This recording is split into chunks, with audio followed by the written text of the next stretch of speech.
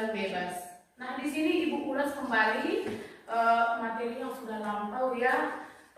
Apa itu arti dari pergaulan bebas? Siapa yang bisa jawab? Saya, Bu. Oke, silakan. Pergaulan bebas adalah perilaku menyimpan yang berdasarkan norma-norma sosial, agama, dan hukum yang berlaku kepada masyarakat, terutama di kalangan remaja yang melibatkan tindakan di luar batas seperti seks bebas, penyalahgunaan narkoba.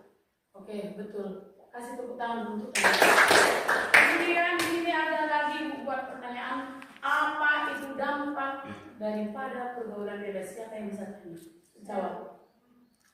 Dampak negatif dari pergaulan bebas adalah rusaknya moral, hamil di luar nikah, dan penyakit menular. Betul sekali. Tepuk tangan.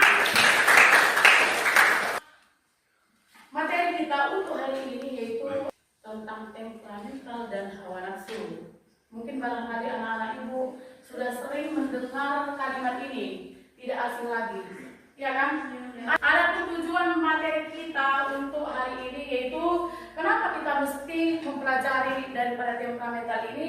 Yang pertama, agar anak-anak ibu ataupun siswa mampu mengidentifikasi ciri-ciri dan dampak negatif dari sifat temperamen tersebut. Kemudian yang kedua, anak-anak ibu harus mampu menjelaskan berbagai strategi ataupun teknik praktis yang efektif untuk mengelola dan mengendalikan emosi.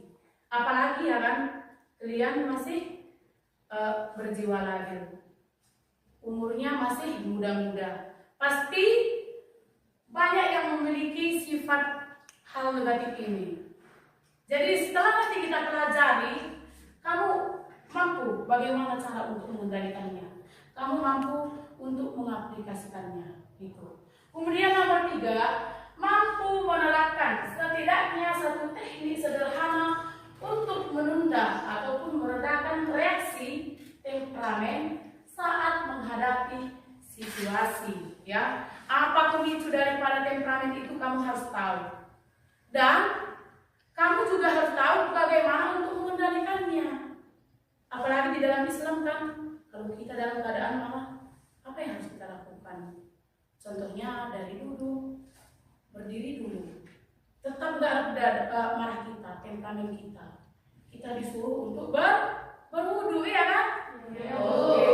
Kemudian anak-anak ibu harus menyadari pentingnya memiliki sifat sabar dan tenang sebagai kunci dalam menjaga hubungan baik dan mengambil keputusan yang bijak. Jangan mengambil keputusan pada saat marah. Nanti akan disebabkan penyesalan selalu datang terlambat. Jadi redakan hati itu. Baru pikirkan dulu.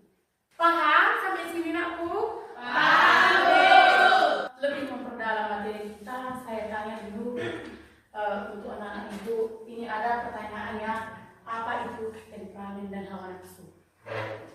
Satu orang dulu. Oke, silahkan. Temperamental adalah kecenderungan seseorang untuk mudah berubah suasana hati, seringkali bereaksi berlebihan terhadap berbagai situasi, dan lebih sering mengekspresikan emosi negatif seperti amarah. Iya, betul sekali, tepuk tangan. Dampak negatif dari temperamental dan dampak daripada orang yang tak bisa mengendalikan hawa nafsu. Siapa yang bisa jawab? Saya. Oke, silahkan. Dampak negatif temperamental dalam masalah kesehatan fisik yaitu darah tinggi, penyakit jantung, stroke, dan kesehatan mental, stres, kecemasan, depresi, serta gangguan harian dan hubungan sosial karena konflik yang ditimbulkan. Dan dampak orang yang tidak bisa mengendalikan hawa nafsu adalah seperti kemarahan, nafsu makan berlebih, atau dorongan seksual berlebihan yang dapat berujung pada masalah fisik, mental, sosial, dan spiritual bergantung jenis nafsunya. Iya, betul sekali, tepuk tangan. Banyak sekali ternyata dampak orang yang sering marah ini. Aduh, rugi lah ya kan? Kita yang sering marah ternyata berpengaruh untuk kesehatan fisik kita, berpengaruh untuk kesehatan mental kita, berpengaruh juga untuk sosial kita. Iyalah, kalau kita sering marah-marah pada orang lain, pasti rekan sejawat atau teman satu kelas kita kita banyak yang tidak suka. Iya enggak? Iya, Bu. Banyak lagi hal-hal yang kamu hadapi di luar sana. Jadi kalau kamu tidak bisa mengontrol emosi, mengontrol hawa nafsu, berarti berdampak negatif untuk kita. Ya? Paham sampai sini? Oke. Untuk penjelasan yang lebih mantap, inilah dia.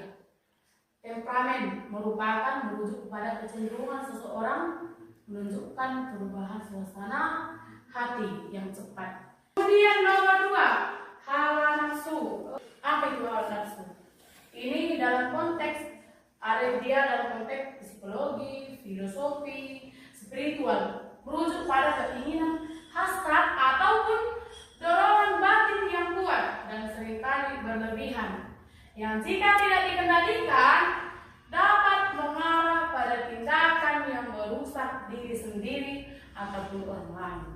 Contohnya, 1, berbelanja. Ya, setuju? Setuju. Kesehatan fisik, ini tadi sudah diterangkan. Kesehatan fisik, mental. Kemudian kedua, masalah pencernaan dan imunitas.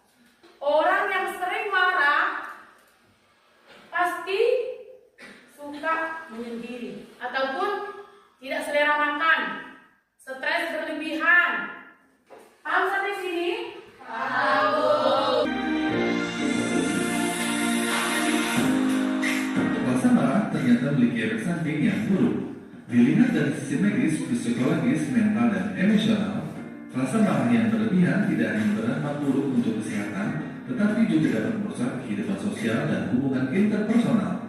Dan sedikit saja ada hal yang tidak disukainya. Kemarahan dilihat dari sisi medis adalah seorang dengan rasa marah dapat mengalami isolasi sosial.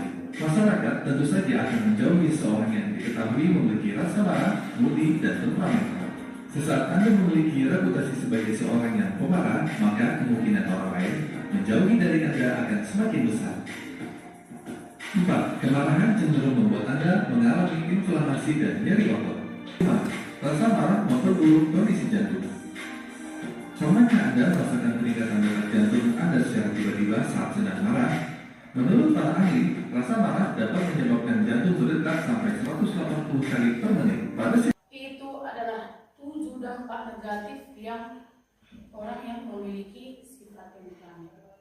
Sudah lengkap tadi, ada itu dampak psikologis, ada dampak kesehatan, sudah jelas ya. Jadi di sini sudah paham bagaimana kita ruginya memelihara sifat negatif ini, sudah paham kalian?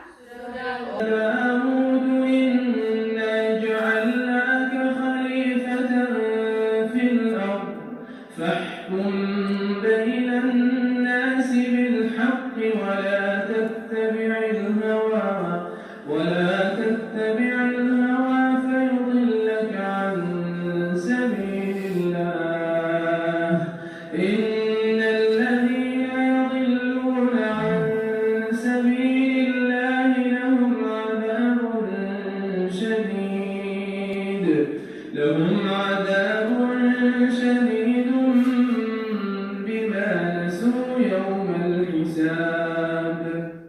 Pasal ayat 26. Dalam penafsirannya bahwa seseorang yang akan diutus menjadi khalifah atau menjadi pemimpin di bumi harus bersikap adil kepada semua rakyatnya. Ini tentang kepemimpinan ya, jadi harus adil.